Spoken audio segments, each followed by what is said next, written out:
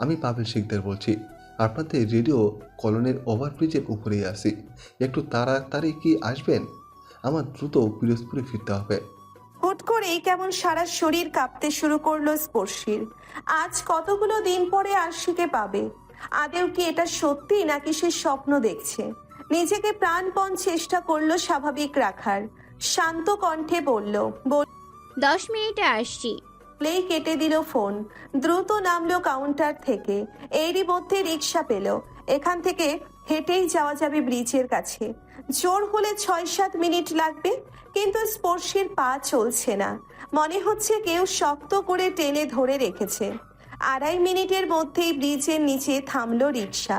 Bag থেকে টাকা দিয়ে ছুটে উঠতে লাগলো সিঁড়ি বেয়ে। ওই তো দেখা যাচ্ছে আরশিকে। ওদিকে তাকিয়ে কথা বলছি ছেলেটার সাথে। স্পর্শী এগিয়ে গেল। আলতো করে হাত ছুঁতেই চমকে পিছনে তাকালো আরশি। মুহূর্তেই বিড়াল ছানার মতো ড্যাব ড্যাব করে তাকিয়ে আলগোছে আরশির পেছনে গেল। বোনের ডান হাতটাকে শক্ত খুঁটির ন্যায় জড়িয়ে ধরে কাঁধে থুতনি ঠেকিয়ে পাফেলের দিকে চেয়ে রইল। স্পর্শী নির্জীব। পাফেলের দিকে তাকাতেই মাথা চুলকে অন্যদিকে তাকালো। আমতা আমতা করে বলল, আপনার বোনকে সহি সালামতে আপনার হাতে পৌঁছে দিলাম। যা হয়েছে সব এই পর্যন্তই। এবারে আপনি আপনার রাস্তায়, আমরা আমাদের রাস্তায়। ভবিষ্যতে আর কখনো দেখা না হোক, এটাই চাওয়া। আসছি। এই ধূপধাপ পা ফেলে ব্রিজের ওপাশ দিয়ে নেমে গেল। এতক্ষণে যেন হার্ট তার খুলে বাইরে বেরিয়ে যাচ্ছে। আশেপাশে অজস্র মানুষ। পাফেল ভয়ে ছিল, না জানি কখন ঠাস করে মেরে দেয় গালের উপর। তখন কি করতো সে? মেয়েদের সাথে মারামারি করতো নাকি সে? আল্লাহর কাছে কোটি শুক্রিয়া যে সবটা ভালোই ভালোই মিটে গেছে। এবার কোনোভাবে এই সাফার থেকে বের হতে পারলে হয়। পাভেল চেপেই আরশিকে গা ছাড়িয়ে সামনে টেনে আনলো। ইস, মুখটা কেমন শুকিয়ে গেছে তার বিড়াল ছানাটার। দুহাত দিয়ে আলগোছে টেনে বুকে জড়িয়ে ধরলো। আরশিও লেপ্টে রইল অনেকক্ষণ। দুইজনই নির্বিকার, যেন কিছু বলার ভাষা নেই। আলগোছে হাতের কবজি ধরে আরশিকে নিয়ে রাস্তায় নামলো স্পর্শী। রিক্সা ডাক দিয়ে চলল বাসার উদ্দেশ্যে। 5 মিনিটের মাথায়ই পৌঁছে গেল তারা। কলিং বেল বাজাতেই গেট খুলল পিপাসা। আরশিকে দেখতেই হাউমাউ করে কান্না করে জড়িয়ে ধরল। কিছু বলার প্রয়াস করতেই স্পর্শী ইশারায় বারণ করলো। থেমে গেলেন তিনি। তারপর হুট করে জিজ্ঞেস করলেন, তোর না ফিরোজপুরে যাওয়ার কথা ছিল? মাথা নাড়ালো স্পর্শী। বলল, ওরাই পৌঁছে দিয়ে গেছে। দ্রুত রান্নাঘরে ছুটলেন পিপাসা। বললেন, আমি ভাবলাম তোদের আসতে আরো দেরি হবে, তাই তো রান্না করিনি। তোরা বস, আমি নুডলস রান্না করে দিচ্ছি। মাথা নাড়িয়ে আরশিকে নিয়ে রুমে চলে গেল স্পর্শী। তার গায়ে নতুন ড্রেস। সেদিকে তাকিয়ে শান্ত কণ্ঠে জিজ্ঞেস করলো। তোর জামা কই, আর এটা কার? কিছুটা ভীত সন্ত্রস্ত হলো আরশি। বলল, এটা পাবেল ভাই কিনে দিয়েছে, আর আমারটা ওই ঘরেই রেখে আসছি ভুলে। স্পর্শী অন্যদিকে তাকালো। মাথার ভেতর অজস্র প্রশ্নরা খোঁচাচ্ছে উত্তর জানার জন্য। কিন্তু এই সময়ে আরশিকে প্রেসার দেওয়া কোনোভাবেই উচিত হবে না। নিজের সমস্ত প্রশ্নকে গিলে ফেলে উঠে রুমের বাইরে গেল। মায়ের রান্না হয়ে গেছে। গ্লাস এবং জগ সাথে কিছু কাঁটা চামচ নিয়ে চলে এলো রুমে। মাও নুডলস হাতে পিছু পিছু এসেছেন। বিছানার উপর বেড়ে মেয়েদের সাথে নিজেও বসলেন। স্পর্শী কাউকে পাত্তা না দিয়েও খেতে আরম্ভ করলো। ভীষণ খিদে পেয়েছে। পিপাসা ছোট মেয়ের হাতে বাটি তুলে দিয়ে বললেন, আম্মু খাও। সামান্য ঢোক গিলল আরশি। সবার সাথে নিজেও 1 চামচ মুখে নিল। তারপর রেখে দিতেই ভ্রু কুঁচকে ফেলল স্পর্শী। থমথমে কণ্ঠে জিজ্ঞেস করলো, খাচ্ছিস না কেন? নড়ে চড়ে বসলো আরশি। আমতা আমতা করে বলল, আমার পেট ভরা, ঢাকা ঢুকেই পাবেল ভাইয়ের সাথে খেয়েছি। আতকে উঠল পিপাসা। স্পর্শীর উদ্দেশ্যে বলল। পাবেল ভাই আবার কে? স্পর্শী শান্ত কণ্ঠে বলল। যে ছেলেটা ওকে নিয়ে এসেছে। এরপর আরশির উদ্দেশ্যে বলল। তা কি খেয়েছিস? আসন দিয়ে বসে বলল। চাউমিন। ভ্রু কুঁচকে হেয়ালের সাথে স্পর্শী বলল, বাবা, নতুন জামা, চাউমিন, বেশ ভালোই তো শান্তিতে ছিলি, তাই না? বাটি রেখে আরশিকে টেনে কাছে নিল পিপাসা। স্পর্শীকে ধমক দিয়ে তুই থাম। বলেই মাথায় হাত বুলিয়ে বলল, ওমা, তোর সাথে ওরা খারাপ কিছু করেনি তো? এখান থেকে কিভাবে নিয়ে গিয়েছিল তোকে? আরশি মায়ের কোলে শুলো, পা দুটো তুলে জানালার গ্রিলে রেখে বলল, আমি তো তোমাকে আপুর কথা বলার জন্য পার্লারে যাচ্ছিলাম। এর মধ্যে রাস্তায় একটা মোটা তাজা লোক এসে বলল তুমি ওনাকে পাঠিয়েছো ফোন নেওয়ার জন্য। আমি বললাম এখন পারবো না, আম্মুর কাছে যাব। তারপর উনি বললেন তাহলে আমার সাথে চলো। তারপর তো আমি উঠে গেলাম। এরপরই কি একটা নাকের স্প্রে করলো আর আমি অজ্ঞান হয়ে গেলাম। তেতে উঠল স্পর্শী, বলল, কেন, তুমি কি একটা বাচ্চা যে গাড়িতে উঠতে বলবে আর হনহনিয়ে উঠে যাবি? আজকাল বাচ্চারাও তো তোর থেকে চালাক। তুই খামচি মারতে পারলি না, হাতে নখ রাখিস কেন? খামচি মেরে চোখের ঢেলা ঢেলা বের করে দিবি, তারপর যা হবে হোক। আগে তো নিজের সেফটি, তা নয় তা করবি কেন? সারাক্ষণ পেট গাদিয়ে খাবি আর ভেটকি মাছের মতো বিছানায় পড়ে উল্টাবি। তোর এই একটা কাজের জন্য কতটা দৌড়াতে হয়েছে তা কি তুই জানিস? তোর খাওয়া বন্ধ, সামান্য একটু বুদ্ধি নেই মাথায়, ঢ্যাঁড়স কোথাকার। আরশি মাথা নিচু করে ছলছল চোখে সবটা শুনল। পিপাসা আবারও জড়িয়ে নিল নিজের সাথে। এরপর স্পর্শীর উদ্দেশ্যে বলল, ও কি তোর মতো সব বোঝে? এইটুকু মেয়ে আমার, ও কি করে প্যাচগোজ বুঝবে এসবে? ওর সাথে তোর তুলনা দিচ্ছিস? আগে ও তোর মতো হোক, তারপর বলিস। এরপর আরশির উদ্দেশ্যে বলল, ওমা, এতদিন কি খেয়েছিস তুই? তোকে কি খেতে দিয়েছিল ওরা? মায়ের বুকের মধ্যে মাথা গজলো আরশি, বলল, এখান থেকে যাওয়ার পর সারাদিন রাত আমি অজ্ঞানে ছিলাম। মাঝরাতে একটু বিকেলের দিকে উঠলাম, উমা ওই ঢ্যামরা বেটা আবার আমাকে স্প্রে করে দিল। এরপর তো পরের দিন সকালবেলা পাভেল ভাই আসলো। তারপর থেকে সকাল বিকাল রাতে ওই খাবার দিয়ে যেত। দুপুরে বিরিয়ানি, সকালে পরোটা ভাজি, রাতে গ্রিল আনতো, আমরা খেতাম। বলতে বলতেই উৎফুল্ল আরশি বসে পড়ল বোনের সামনে, বলল, জানো আপু, আমাকে একদিন রাতে ফুচকা এনেও খাইয়েছে পাবেল ভাই। স্পর্শী চোখ দুটো ছোট ছোট করে তাকালো, বলল,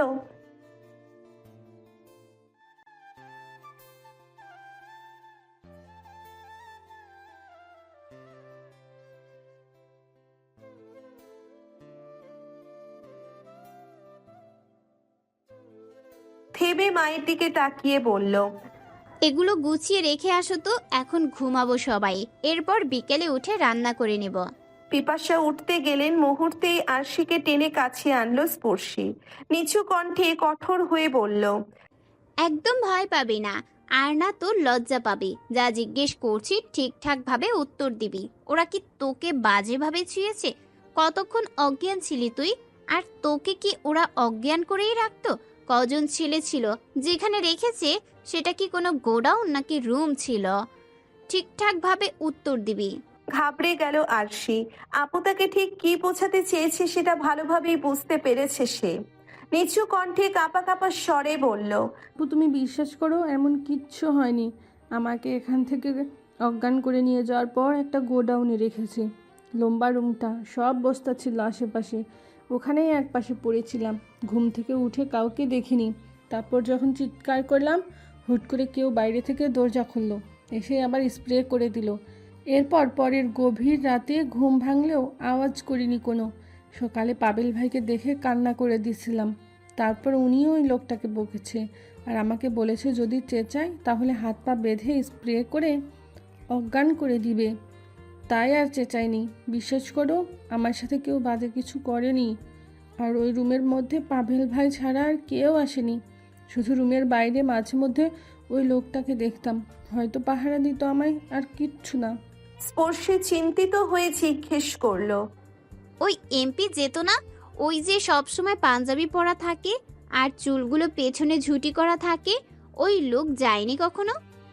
আরশি মাথা নাড়িয়ে না সূচক উত্তর দিয়ে জানালো, এই রকম লোক কখনো আসেনি তার কাছে, আর সে চেনেও না এই এমপিকে। বলেই কান্না করে দিল। মুখ চেপে ধরল স্পর্শী, বলল, হইছে হইছে, বুঝছি আমি, আর কাঁদতে হবে না, এবার ঘুমো। এরই মধ্যে পিপাসা এলো। ক্লান্ত চোখে মেয়েদের পাশে শুয়ে পড়লেন। আজ কতদিন পর একটু শান্তিতে ঘুমাবে তারা। ধীরে ধীরে মায়ের দিকে ঘুরল আরশি। একেবারে লেপ্টে রইল বুকের মাঝখানটায়। চোখ বুঝতেই মুচকি হেসে জড়িয়ে ধরল মাকে। গত 3 দিন তার কাছে স্বপ্নের মতো ছিল। কিডন্যাপ হয়ে যদি ক্রাশের এমন আদর আপ্যায়ন দেখা পাওয়া যায়, তাহলে এমন অপহরণ আরো 5 বার হতে রাজি আরশি। আলতো করে চোখ বন্ধ করে ভাবতে লাগলো গত 3 দিনের কথা। জ্ঞান ফিরতেই জেগে উঠল আরশি। উফ, মাথাটা যন্ত্রণায় ছিঁড়ে যাচ্ছে তার। আশপাশ ঘোলা লাগছে ভীষণ। হয়তো প্রায় সন্ধে হয়ে এসেছে। রুমের এপাশে ওপাশে সব মুখ বাঁধা বস্তা। একটা বস্তা ধরে উঠে দাঁড়ালো আরশি। দরজায় ধাক্কা দিয়ে কেউ আছেন ডাক দিতেই হুড়মুড় করে কেউ দরজা খুলল। দ্রুত স্প্রে বের করে মুখে দিতেই আরশি পুনরায় অজ্ঞান। এরপরে জ্ঞান ফিরল ঠিক 3:30টায়। চোখ খুলেই দেখলো অন্ধকার। চারপাশে সাদা বস্তাগুলো এক একটা সাদা কাপড়ে মোড়া মরদেহ ঠেকছে আরশির কাছে। দুহাত দিয়ে মুখ চেপে কেঁদে দিল আরশি, কিন্তু কেউ সাড়া দিল না। পরবর্তীতে আবারও পড়ে রইল সেভাবে ফ্লোরে। চেষ্টা করলো ঘুমানোর। এরপর সকালে কিছু চেঁচামেচির আওয়াজে ঘুম ছুটে গেল। উঠে উকি মারতেই দেখলো দরজা খুলছে কেউ। দ্রুত লুকিয়ে পড়লো বস্তার আড়ালে। পাভেল রাগত স্বরে পাহারা দিতে থাকা লোকটার উদ্দেশ্যে বলল, সারা রাতে লাইটটাও জ্বালিয়ে দাওনি, খাবার তো দূরের কথা। আরশি উকি মারল। পাভেলকে দেখতেই পিলে চমকে উঠল তার, কিন্তু সামনে বেরোলো না। পুরো রুমে চোখ বুলিয়েও কাউকে দেখলো না। পুনরায় ছেলেটাকে ধমক মারার প্রয়াস করতেই দেখলো বস্তার ওপাশ দিয়ে জামা দেখাচ্ছে। ধীর পায়ে হেঁটে পেছনে গেল আরশির, কিন্তু টের পেল না সে। উল্টে পাভেল দেখার জন্য উকি মারলো আবারও, কিন্তু পাভেল নেই। পেছনে কারো অস্তিত্ব অনুভব করতেই তাকালো। মুহূর্তেই পাভেলকে দেখে চিৎকার করে দুহাত পিছিয়ে গেল। চুপ করো, ভয় পেও না, কিচ্ছু করবো না আমি। পাভেল বলল, কিন্তু আরশি শুনল না। আবারও চিৎকার করতেই ধমক মেরে বলল, যদি আরেকবার চেঁচাও তো হাত পা বেঁধে স্প্রে করে ঘুম পাড়িয়ে রাখবো। আরশি চুপ করে গেল। মুহূর্তেই আবার ঠোঁট ভেঙে কান্না করে দিল। ভীষণ খিদে পেয়েছে, কাল থেকে না খেয়ে আছে। কান্নারত কণ্ঠে বলল, আমার খিদে পেয়েছে, কাল থেকে কিচ্ছু খাইনি। দ্রুত উঠে পড়ল পাভেল। বাচ্চা মেয়ে, অথচ এখনো না খেয়ে আছে। উঠে ছেলেটিকে কিছু বলতেই সে চলে গেল। কিছুক্ষণ পর নিয়ে এলো বিরিয়ানি। কিছুটা অস্বস্তি লাগলেও খেয়ে নিল আরশি। এভাবেই ধীরে ধীরে কিছুটা ভয় কাটলো। দিনের প্রায় 3-4 বার দেখা করে যেত পাভেল। সাথে আনতো পছন্দের খাবার। পাভেলের উদ্দেশ্যে একটাই ছিল, যাতে এই মেয়েকে ছাড়ার পরেও কখনো ভাইয়ের নামে বাজে কথা না ছড়াতে পারে, যেন আঙ্গুল তুলতে না পারে। দিনের শুভ্র আলো ধীরে ধীরে তার অস্তিত্ব হারাচ্ছে। সাথে সাথে ধরণীতে প্রবল হচ্ছে এক অভিশপ্ত অন্ধকার, যার তীব্র এই কালো ছায়া শহরে প্রতিটা প্রান্তে এক নতুন অঘটনের জন্ম দিচ্ছে। এ যেন প্রকৃতিরই নিয়ম। রাতের আধার শুরু হওয়া মাত্রই অলিতে গলিতে বেড়ে যায় পৈশাচিক কিছু কালো হাতের বিচরণ, যেগুলো ধীরে ধীরে প্রকট হয় শরীরে। দেবে যায় কিছু কামুক চামড়ার উপর। পিঠের উপর আলতো বিষধর ছোঁয়াটা হুট করে নিচে নামলো। কোমর জড়িয়ে পেটের কোণে যেতেই খুব করে ধরে ফেলল সেই হাত। এটারই অপেক্ষা করছিল স্পর্শী। কখন হাতটা নিচে নামবে আর কখন সেটা সে নিজের থাবার মধ্যে পাবে। অস্ফুট স্বরে ছেলেটি আর্তনাদ করে উঠল। উঠবেই তো, এটা তো থাবা নয়, এ যেন কোনো ভয়ঙ্কর সাপের বিষদাঁত। হাতের প্রতিটি লম্বা নখের কোণ ঢুকিয়ে দিয়েছে চামড়ার মধ্যে। প্রত্যেক ক্রিয়ারই বিপরীত প্রতিক্রিয়া রয়েছে। হাতের নখ ঢোকানোর ফলে নিজেও আঙ্গুলে ব্যথা পেল স্পর্শী, কিন্তু সেটা প্রতিপক্ষের থেকে কম। তুমি অপর পক্ষকে গুলি ছুঁড়ে প্রতিহত করবে, অথচ দগ্ধ মেটালে হাতের তালু পুড়বে না, এটা তো হতে পারবে না। অথচ দগ্ধ মেটালে হাতের তালু পুড়াবে না, এটা তো হতে পারে না। কামছে ধরা অবস্থাতেই পেছনে ফিরল স্পর্শী। পায়ের হিল দিয়ে চেপে ধরল ছেলেটার পায়ের পাতা। আলতো হেসে জিজ্ঞেস করলো, এতক্ষণ তো ভালোই লাগছিল, এখন লাগছে না? জোয়ান ছেলেটা ভয়ার্থ চোখে তাকালো। বাস ভরা যাত্রী। কোনোভাবে স্পর্শী চিৎকার মারলেই সে গণধোলাই খাবে। এর থেকে এমন যন্ত্রণায় ভোগ করা উত্তম। পুরো ধামরাই ন্যাশনাল কলেজ থেকে রেডিও কলোনি পর্যন্ত এই বিষ যন্ত্রণার শিকার হলো ছেলেটি। বাস থামাতেই একে একে বের হয়ে গেল অধিকাংশ। হাত পা ছেড়ে কিছুটা দূরে সরে দাঁড়ালো স্পর্শী। এরপর বলল, আপনার ভালো লাগেনি, আমার কিন্তু মজাই লেগেছে। যাই হোক, এরকম মজা প্রতিদিন পাওয়ার জন্য বাসে প্রতিটা মেয়েকে উত্ত্যক্ত করবেন, কেমন? বলেই নেমে গেল। তীব্র ঘৃণায় চোখে পানি এসে গেল। কেন তার জীবনটা এমন হলো? কেন এত সংগ্রাম তাকেই করতে হবে? একটা মেয়ে যতই সাহসী সচেতন হোক না কেন, এই রাতের আধারের কাছে তো আর হার মানতেই হবে। কেন তার একটা সুন্দর পরিবার হলো না, যেখানে সে হতো রাজকন্যা আর বডিগার্ড হিসেবে চারপাশে থাকতো বাবা ভাই? কেন তার বাবা মারা গেল? কেন তার ভাই নেই? কেন কোনো পরিবার নেই? না আছে মামা নানা, আর না তো আছে বাবা দাদা। আচ্ছা, সে কেন পরগাছা?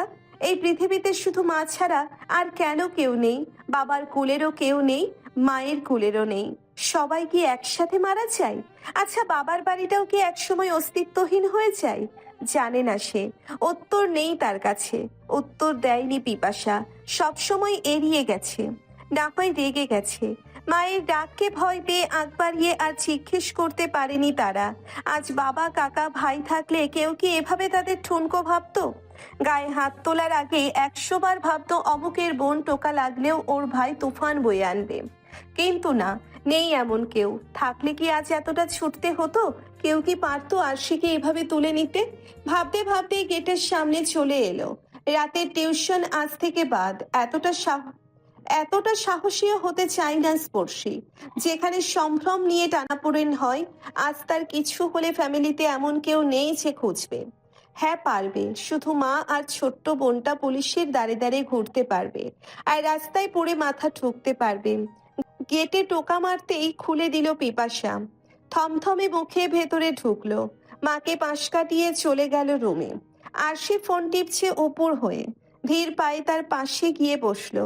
পিপাসা চিন্তিত ভঙ্গিতে রুমে ঢুকলো। বলল, বেতন কি দেয়নি? তোর কি টাকাটা খুব প্রয়োজন? আমার থেকে নিয়ে নে। কত টাকা লাগবে? স্পর্শী পার্স থেকে টাকাটা বের করে বলল, 2 মাসের 16,000 পেতাম, দিয়েছি 15,000। ওরা মনে করে আমি উড়ে উড়ে গিয়ে স্টুডেন্ট পড়াবো। আরে, আমার যে গাড়ি ভাড়া লাগে সেটাও মাথায় রাখে না ওরা। আর পড়াবো না। এমনিতেও রাতের বেলা আর কোনো টিউশন নিব না। সাই দিল পিপাসা। মাথায় হাত দিয়ে বললেন, তোকে তো কতবার বলেছি দরকার নেই এসব টিউশনের। আমি কি কম ইনকাম করি? তোর যদি একান্তই নিজের কাজ করতে ইচ্ছে হয় তাহলে পার্লারে কি 2 ঘন্টা সময় দে। তোর হাতের সাজানোর ধরন তো বেশ সুন্দর। আর আমারও বাড়তি লোক রাখা লাগবে না। এমনিতেও 2 জন নিতে হবে সামনের মাসে। মাথা নাড়ালো স্পর্শী। মায়ের মুড আজকে ভালো, তাকে আরেকটু খুশি করতে বলল।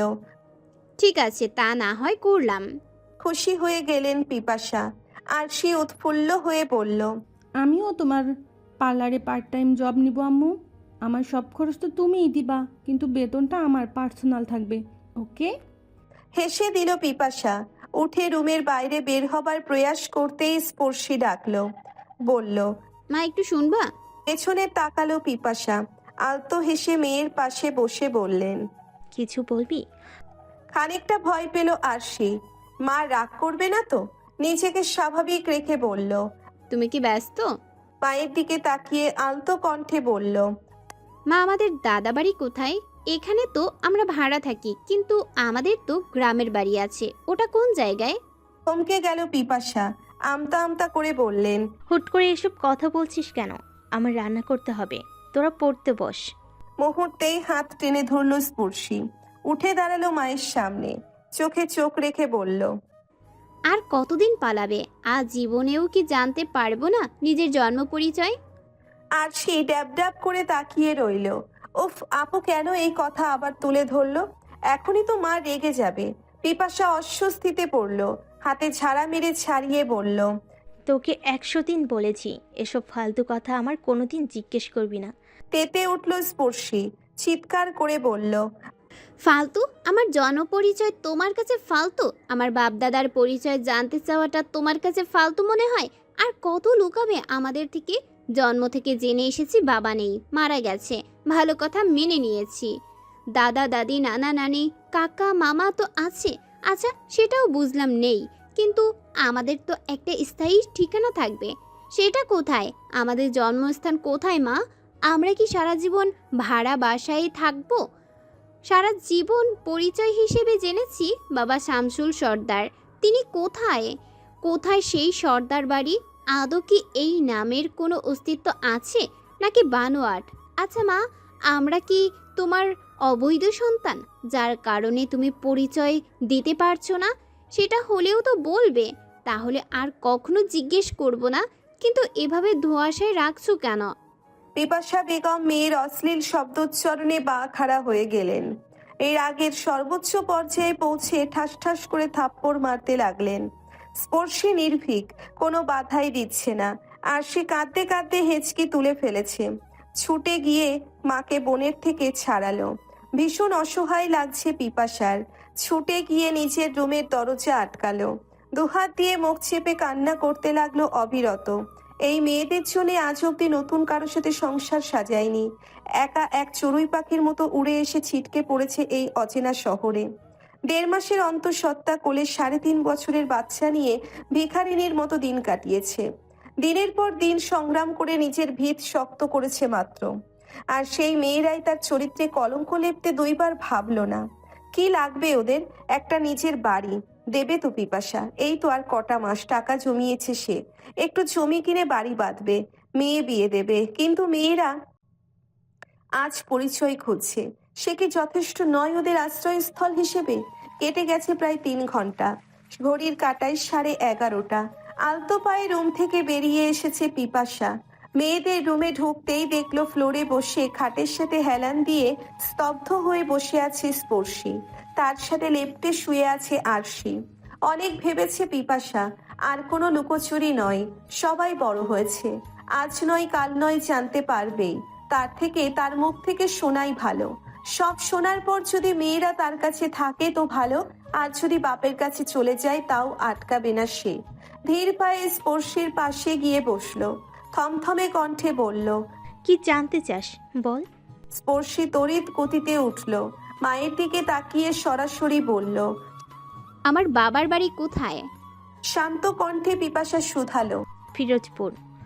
মধ্যাকাশ যখন অন্ধকারের ছায়া নিয়ে খেলতে ব্যস্ত, ঠিক সেই সময়টাতেই আলোর রেস দেখা দিল কিছু অপরিপূর্ণ জীবনে। বনের গায়ের সাথে লেপ্টে ছিল আরশি। পিরোজপুর নামটা শুনতেই দুম করে দাঁড়ালো। চোখ তার চঞ্চল হরিণের ন্যায় সতর্ক হলো, কান হলো সজাগ। স্পর্শীয় অনেকটা চমকে গেছে, কিন্তু তার সেই ভঙ্গিমাটা প্রকাশ করলো না, বরং পূর্বের চেয়েও অগাধ আগ্রহ নিয়ে জিজ্ঞেস করলো, বাবা মারা যাবার পরে কি সবাই তোমায় অবজ্ঞা অবহেলা করেছে, যার দরুন একা থাকছো আমাদের নিয়ে? ঠোঁট ভেঙে এলো পিপাসার। খুব কি দরকার ছিল মেয়েদের এমন ভয়ঙ্কর কথা বলার? আজ এত বছর ধরে এমন মিথ্যের বিচরণ করার? নিজেকে ধাতস্থ করে বলল, তোদের বাবা বেঁচে আছেন এখনো। আমি মিথ্যায় বলেছি যাতে তোরা বারবার না জিজ্ঞেস করিস। পা খাড়া হয়ে গেল স্পর্শী। দুহাত দিয়ে মুখ চেপে ধরে বসে রইল। কান্নার শব্দগুলো গলায় দলা পাকালেও চোখ যে দুর্নিবার। সে কি করে অশ্রুকে দমন করবে? অস্পষ্ট স্বরে কান্না করে দিল স্পর্শী। মায়ের উদ্দেশ্যে বলল, কেন বলেছো এমন? তোমার বিবেকে একবারও বাঁধলো না এত বড় একটা মিথ্যা কথা বলতে? আজ কতগুলো বছর আমাদের এতিম করে রেখেছো। কি এমন হয়েছিল যে এমন করতে হলো? পিপাসা নিচু চাইল, নিজেকে সাজিয়ে নিল চুপ করে। এরপর মেয়ের দিকে তাকিয়ে বলল, আমি আমার নিজের জীবনের সিদ্ধান্ত নিয়েছি। হয়তো তোদের সেটা পছন্দ নাও হতে পারে, কিন্তু আমার দিক দিয়ে আমি এখনও ঠিক। থেমে শান্ত কণ্ঠে বলল, তোর নানা বাড়ি বগুড়া, সেখানেই মানুষ আমি। মাত্র ম্যাট্রিক দিয়েছি, এর মধ্যে এলাকা জয় জয়কার হয়ে উঠল বিয়ের খবরে। ফিরোজপুরের এমপি শামসুল সর্দার নাকি বাবার কাছে বিয়ের প্রস্তাব দিয়েছে। আমি অবাক হয়ে গিয়েছিলাম শুনে। ভাবলাম সে কি করে আমায় দেখলো। পরে জেনেছি কীসব কাজে এসেছিলেন আমাদের বগুড়ায়। সে সময় আমায় দেখে পছন্দ করেছেন। হাই, প্রতিবেশীরা যেন হিংসায় পড়েছে এমপির সাথে আমার বিয়ে বলে। মা বাবা তো এক পায়ে রাজি। প্রথম বেশ কান্নাকাটি করলো। পরে যখন পত্রিকায় তার ছবি দেখলাম, তখন আমারও জানি কি হয়ে গেল। তোর বাবা তোর মতোই ছিল স্পর্শী, যেমন ফর্সা তেমনি শরীরের গড়ন। সারা শরীর ধ্যান দিয়ে খুঁজলেও একটু খুঁত পাবি না। যেমন লম্বা তেমনি লোহার মতো প্রশস্ততার শরীর। মুক্ত হয়ে চেয়েছিলাম ছবির দিকে। যে মেয়ে আমি বিয়ের কথা শুনে দুদিন না খেয়েছিলাম, সে মেয়ে সেদিকে মায়ের কাছে পছন্দের বিয়ের শাড়ি বাছাই করে দিয়েছিলাম। হয়ে গেল বিয়ে, চলে এলাম শ্বশুরবাড়ি। সব কিছু ভালোই চলছিল প্রথম 6 মাস। এতটা সম্মান, এত ভালোবাসা, এত প্রাচুর্যে সমৃদ্ধ জীবনযাপন যে আমি গলে গেলাম। লেখাপড়া ছেড়ে দিয়ে সংসারে মন দিলাম। হুট করে একদিন বুঝতে পারলাম তুই আসছিস, আর সেটাও আরও 3 মাস আগে থেকে। অল্প বয়স ছিল, বুঝে উঠতে পারিনি। একটানা বাপের বাড়ি থাকতাম 4 মাস, শ্বশুর বাড়ি থাকতাম 5 দিন। তোর বাবাই বলেছিল মায়ের কাছে থাকো এ সময়। তুই হলি স্বাভাবিকভাবেই। তোর যখন 15 দিন, তখন আবার গেলাম ও বাড়িতে। তখনই লোকজন একদম চোখে আঙ্গুল দিয়ে বুঝিয়ে দিল আমার সুখ। যে আসে তোকে দেখে যাই, সেই বলে ভালোই হলো, প্রথম ছেলে এরপর মেয়ে, একদম সিরিয়ালেই সব ভালো হচ্ছে। আমি অবাক হয়ে যাই, বললাম, কি বলেন ফুপু, আমার তো এই একটাই মেয়ে, ছেলে আসবে কোত্থেকে? উত্তর শুনে আকাশ থেকে পড়লাম। তোর বাবার দ্বিতীয় স্ত্রী আমি। প্রথম ঘরে একটা ছেলেও আছে 7 বছরে। সেই বউ নাকি কোন লোকের হাত ধরে পালিয়ে গেছে, তাই আমায় বিয়ে করেছে। ছেলেটাও নানা বাড়ি থাকে। বিশ্বাস কর, কলিজাটা দুভাগ হয়ে গিয়েছিল শুনে। যাকে এত ভালোবাসলাম, যাকে পেয়ে জীবন ধন্য হলো, সেই পুরুষের দ্বিতীয় নারী আমি। তার জীবনে আমার আগেও অন্য আরেক শখের নারী ছিল। জানিস তো, পুরুষ তার জীবনের প্রথম নারীকে ভুলতে দ্বিতীয় নারীকে আনে। সহ্য করতে পারলাম না, আর না তো পারলাম বিশ্বাস করতে। তোর বাবা তখন নির্বাচন নিয়ে ব্যস্ত। ঘরে ফিরে সেই 12টা 1টার পর একরকম নিজেকে একটা সামগ্রী মনে হলো, যেটা তার প্রয়োজন ছিল বলেই এনে ঘরে সাজিয়ে রেখেছে।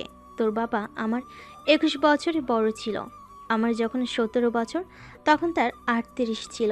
কিন্তু দেখে 25 বছরের থেকে বড় লাগে না। মাকে জিজ্ঞেস করলেই বলতো বয়সে কিচ্ছু হয় না, রাজনীতি করে, একটু আধটু তো বাড়বেই। আর বয়স তো 30-এর কোঠা পাড়ায়নি। পুরুষ মানুষ বয়স হলেই সংসার বোঝে, মানিয়ে চলতে পারে। থেমে গেল পিপাসা, বলল, বয়স যাই হোক, কিন্তু তাতে আমারও তেমন সমস্যা নেই। কিন্তু তাই বলে বিবাহিত কারোর সাথে বিয়ে দিয়ে দিল কেন? আমি কি দেখতে খারাপ ছিলাম? রাগারাগি করে চলে এলাম বাপের বাড়ি। বাড়ি এসে আমার মাথায় আকাশ ভেঙে পড়ল। পরিবারের সবাই জানতো তোর বাবার বিয়ের ব্যাপারে। উনি নাকি সব বলেছেন, কিন্তু তাতেও তারা কোনো আপত্তি করেনি। করবেই বা কেন? এমপি জামাই দেখে হাতছাড়া করতে চাননি। এবার কোথায় যাব আমি? বাবা মায়ের সাথে রাগারাগি করে চলে এলাম আবার তোর বাবার বাড়িতে। সব মানিয়ে নিতে শিখলাম তোর মুখের দিকে তাকিয়ে। সংসারও শুরু করলাম মন দিয়ে। কিন্তু ওই যে মনের মধ্যে একটা তিক্ততা ভাব ছিল, ওটা কাটাতে পারিনি কখনো। রাত হলে বুকের ভেতর চিনচিন করে ব্যথা উঠত। যখন বুকে টেনে নিত, তখন শ্বাস বন্ধ হয়ে যেত।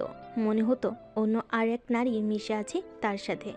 আমার ভীষণ কষ্ট হতো। সারাক্ষণ মাথার মধ্যে এক অদ্ভুত যন্ত্রণা বিরাজ করত, কিন্তু তাও তোর শব্দও করিনি। কিন্তু তোর যখন 3 বছর, তখন হুট করেই একদিন তোর বাবা আসলো আমার কাছে। মধ্যরাতে ঘুম থেকে তুলে শান্ত কণ্ঠে বলল, তৃষা। তোর বাবা আমাকে পিয়াসা নয়, তৃষা বলে ডাকতো।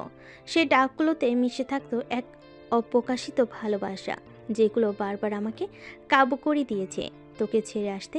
কিন্তু সেদিনের ডাক এক নতুন সত্তা খুঁজে পেয়েছিলাম আমি। ডাক শুনে যখন উঠে বসলাম, তখন অন্যদিকে তাকে নিচু কণ্ঠে বলল, ও আসতে চাইছে। কলিজাটা মুহূর্তেই দুভাগ হয়ে গিয়েছিল, কিন্তু তারপর না বোঝার ভান ধরে বললাম, কে? উনি বলেন। স্বপ্না। থেমে আবারও বলে, যার সাথে গেছিল সে নাকি এখন অন্য কারো কাছে মজেছে। ওকে ডিভোর্স দিয়েছে আরও 3 মাস আগে। আমার সাথে দেখা করতে চাইছিল কমাস ধরে, যায়নি। কিন্তু কাল শুভমকে দেখতে গেছিলাম। ছেলেটার জ্বর, ও বাড়িতেই ছিল। আমার পা জড়িয়ে হাউমাউ করে কান্না করে বলল, আমাকে আরেকবার গ্রহণ করো। তুমি বিয়ে করেছো, তাতে আমার কোনো সমস্যা নেই। আমরা দুজন বোনের মতোই থাকবো মিলেমিশে। থমকে গেছিলাম। হৃদয়টা এফার ওফার হয়ে যাচ্ছিল। হিংসেতে সারা গা ঝলসে যাচ্ছিল। তার হাতের বাঁধন থেকে ছিটকে নিজেকে সরিয়ে নিলাম।